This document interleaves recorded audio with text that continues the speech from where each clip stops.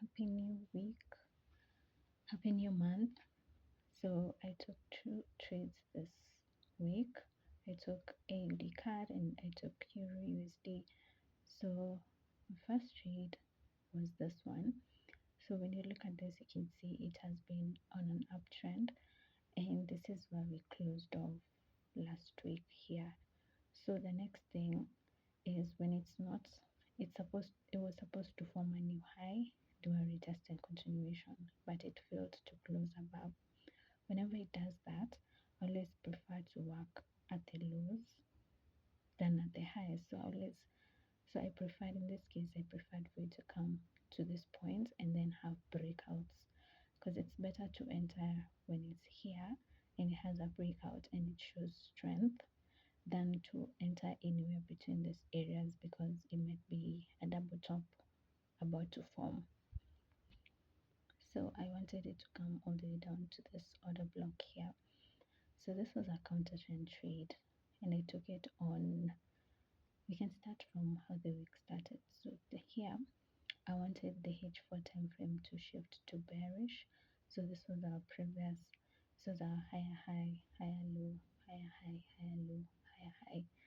Then we shifted structure. So after that, so I couldn't enter sales until the trend was bearish, and then so it closed bearish on this day.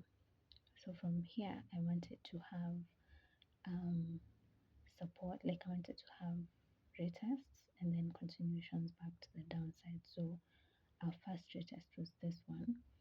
I always like to have a breakout, but it kept being rejected in the lower time frames. I also like all the time frames to be in the same direction. So if I want to sell, I want H1 to be bearish, I want H4 to be bearish, and I want the daily to be bearish.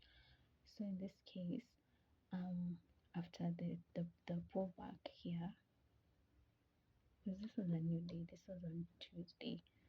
So on Tuesday it closed like this, and this one failed to hold properly in the lower time frame. So we had a breakout, we had this retest. So come to the downside, we wanted to have a continuation, but the structure here was already looking bullish and I wanted it to look bearish. So this was its high and this was the low. So for us to have sales, we have to be in the same direction. And then the market just kept going, just kept buying. So I couldn't buy because I wasn't looking for buys. So here we had changed from being bearish to being bullish, because now this was a new high, this was the new low, then we formed a new high, a new low, and a new high, and a new high. So and yeah, so here I always like to respect the market. So if the market says it wants to go up, I might just look at what market structure is saying. So here we had like a new support, a new breakout. I was like, is it going to shift to the upside? Because from here to here it's at least it's a decent distance, but the market shifted. So remember, this was our high, this was our low, and this was our high. Then we broke it, so now we've become bearish. So after we formed this, I went down to the lower time frame, and we had this retest like this, and then we had this strong breakout to the downside. So my entry was here, there. My stop loss was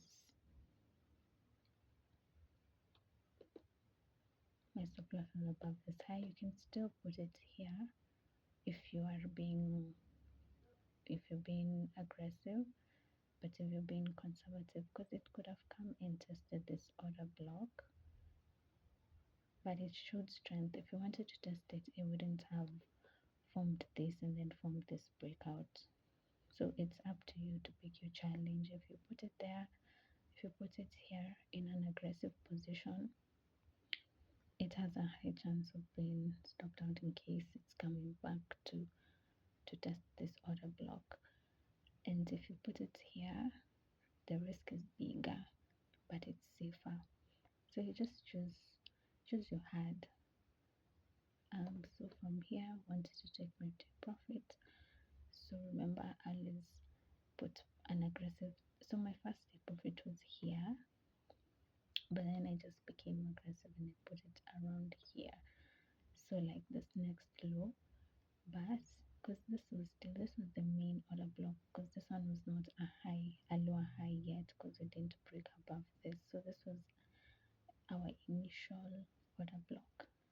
So put it there like conservative, yeah, and it got stopped out, taken out here. This is not the exact like take profit, but it was that's how I took it around a neckline, but very conservative take profit. For the Euro USD, we had two trades. I took two trades. My things are not loading. My structure is not loading.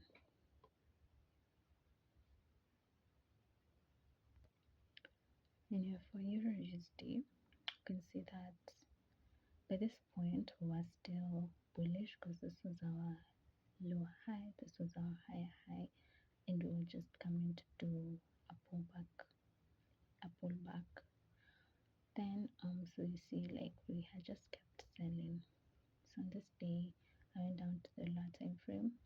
We had a pullback. So initially it was supposed to pull back all the way up to this point, but sometimes it just forms like a new resistance. So when this black candle was formed, this is my bullish candle.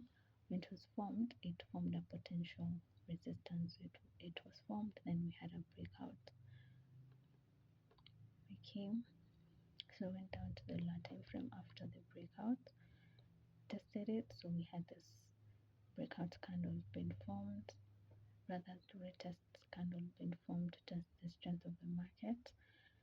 And I always want to have continuation, which is gonna close below the wick. So this one closed below the wick. So this was my first entry. I took two trades on this. So this is my first entry there, and my stop loss above this one. Yes, my take profit. My take profit was lower. It was lower. It was like I was somewhere. At first, I was targeting here because that was the low that we had. So at first it was there. It was there.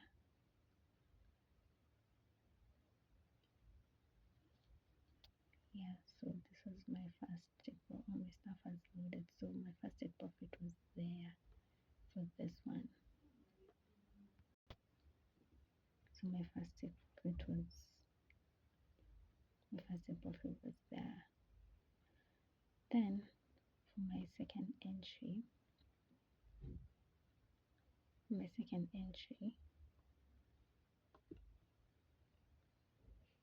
this was on Wednesday. So we had formed a new low, so we needed to come back and test this order block. So it didn't get all the way to the order block. Whenever it does that, I usually wait for a breakout, like the way we did here. So we got a breakout. Whenever we get a breakout, I go to the lower time frame, the H1 time frame.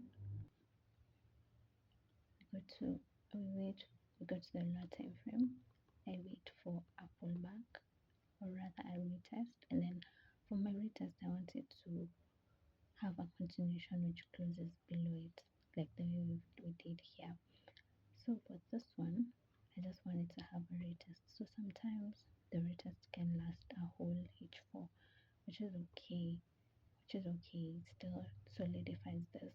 So once we have this, I just go to the lower time frame. So this is like it's testing this one. So I go to the lower time frame, and this time I just want to have a break of structure, so or a shift of structure. So because the other one we closed buying, so I want us to shift structure to the downside, which is this one. So This was, but H1 had shifted to being bullish because this was a new high, this was a new low, new high, lower low, new high here. And then this one is the one which came and broke the structure. So this is why I took my second entry. So I took my second entry there. So I took 2 trades. I couldn't extend it all the way down here because of this support. Yes, so the reason why I couldn't take this one because we had a retest here. So when we broke a new low, it was supposed to come all the way up to here, but it formed this one. So this was our new potential resistance. Then I waited for a breakout. When we got the breakout, went down to the H1, but that one was too big, and I wanted to have a retest and a strong continuation, but the retest was stronger. And from here, I needed it to come back to this point over here. So on this day, and for every new day, I always prefer to have a breakout. I can still, because this was already, it was on Thursday, so we had not had any breakout that day. I always prefer to have breakouts than retest. I find breakouts to be safer than retests. So someone can still take retests like this and just enter immediately, but I always prefer to have a breakout in the H1 retest and continuation to just show the strength of the mark of the trend. So it just depends on you, because you see this one, if you had entered here, the thing would have not gone that much. But if you had waited for the breakout and gone and looked for the retest and continuation, you wouldn't have entered this trade. So again, pick your challenge. So you can still enter and you can work out like the way it did on KJPY. This one was on Thursday. We had not had a breakout on that Thursday. We just had retest, came back and tested here, and then go to the lower time frame, got like a shift above, which shifted here. So this would have been a good entry, and it was a nice profit. So we can still enter and it can give you like a good profit, or you can enter and then it can give you like, can maybe take you out. So it just depends on you and what you choose to do.